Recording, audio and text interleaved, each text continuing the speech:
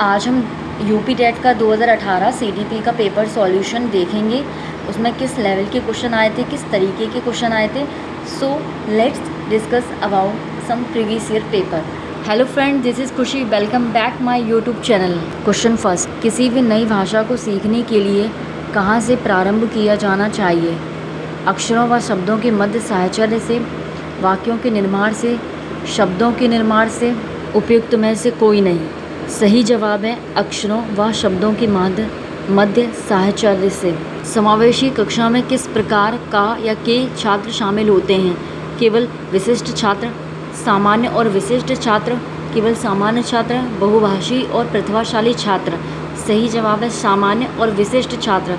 जब सामान्य बच्चों के साथ विशिष्ट, जैसे कोई विकलांग बच्चा पढ़ता है तो उसे समावेशी शिक्षा कहते हैं। अधोलिखित में गणित संबंधी अधिगम क्षमता में कौन सा पद परिभाषित करता है? सही जवाब है गणना दोष, क्योंकि ये एक लर्निंग डिसेबिलिटी से गणित शब्द आया है, इसलिए गणना दोष सही जवाब है। समावेशीकरण की सफलता के लिए आवश्यक है क्षमता निर्माण का अभाव, अभिभावकों की भागीदारी का ना होना, अलगाव, संवेदनशीलता। सही जवाब है संवेदनशीलता। अगर आप इस क्वेश्चन को पढ़ेंगे तो ये एक पॉजिटिव सवाल है और हमें इसमें आंसर भी पॉजिटिव देना है, तो सही जवाब है संवेदनशीलता। निम्न में से कौन सा संवेग का तत्व नहीं है? व्यवहारात्मक, देहिक, संज्ञानात्मक, संवेदी। सही जवाब है संवेदी। संवेदी को सेंसरी बोलते हैं। सेंसरी इमोशंस का तत्व नहीं है। जब भी इमोशंस होते हैं तो शारीरिक और मानसिक ज़्यादा इफेक्टिबल होते हैं। क्वेश्चन 7, संज्ञानात्मक क्षेत्र का सही क्रम है? इसका सही जवाब है ऑप्शन डी, ज्ञान, अवधारणा, अनुप्रयोग, विश्लेषण, संश्लेषण, मूल्यांकन। यानी नॉलेज, कॉन्सेप्ट, एप्लीकेबल, एनालिसिस, संश्लेषण, सिंथेसिस, एवोल्यूशन। ये ब्लूम की टैक्सोनॉमी है। निम्न में से कौन सा अच्छे शिक्षण की विशेषता नहीं है? स्वेच्छाचारी, जनतांत्रिक, सहानुभूतिपूर्ण, वांछनीय, सूचनाएं देने वाला। सही जवाब है स्वेच्छाचारी। नेगेटिव, एक नेगेटिव पूछा है तो नेगेटिव ही आंसर देंगे। अभिप्रेरणा का प्रत्याशा सिद्धांत किसके द्वारा दिया गया है? Victor Vroom, Maslow, Herzberg, Skinner. सही जवाब है विक्टर ब्रूम। इसे याद करने की ट्रिक है अभिप्रेरणा का प्रत्याशा सिद्धांत, एक्सपेक्टेंसी ऑफ मोटिवेशन थ्योरी। तो जब आपको विश्वास होगा कि आप अपनी लाइफ में इस चीज़ को पा सकते हैं, अपने एम को पा सकते हैं, यानी कि विश्वास ज़रूरी है किसी भी चीज़ को पाने के लिए, तब वह थ्योरी अभिप्रेरणा का प्रत्याशा सिद्धांत कहलाता है। अग्रिम व्यवस्थापक प्रतिमान किस परिवार से संबंधित है? व्यक्तिक, सामाजिक अंतःक्रिया, सूचना प्रक्रियाकरण, व्यवहार परिमार्जन। सही जवाब है सूचना प्रक्रियाकरण।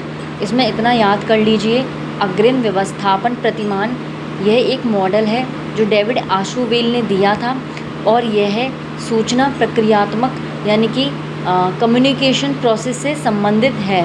कौशलों के स्थानांतरण के लिए कौन सा उपयोगी है?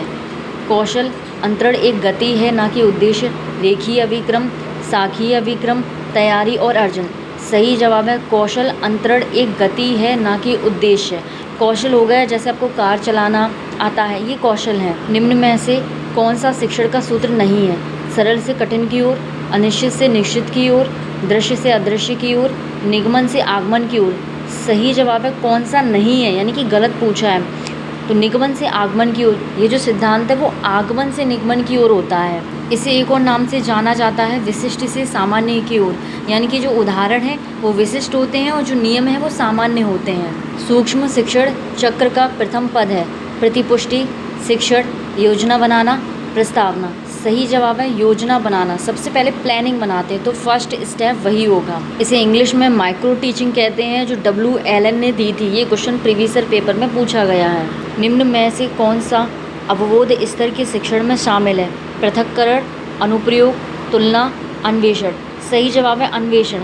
अवबोध स्तर यानी कि अंडरस्टैंडिंग लेवल में अन्वेषण शामिल है। जब आप चीज़ों को एक्सप्लोर कर पाएंगे तभी लग रहा है कि आप चीज़ों को समझ रहे हैं। निम्न शैक्षिक सुधारों में प्रभावी विकेंद्रीकरण तभी संभव है जब खंड व संकुल संदर्भ केंद्रों की भागीदारी बढ़े, स्थानीय संदर्भ व्यक्ति उपलब्ध हो, अध्यापकों के पास संसाधन और प्रासंगिक सामग्री भी मौजूद हो। सभी विकल्प सही हैं, इसलिए सही जवाब है डी, ए, बी, सी। एक छात्र पढ़ रहा है, उसका नाम लेकर किसी ने बुलाया, निम्न में से किस संवेदना द्वारा वह छात्र अपनी अनुक्रिया प्रकट करेगा?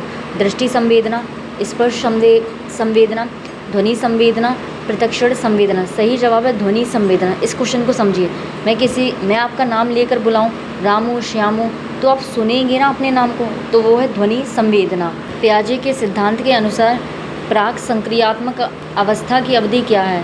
4 से 8 साल, जन्म से 2 साल, 2 से 7 साल, 5 से 8 साल। सही जवाब है 2 से 7 साल।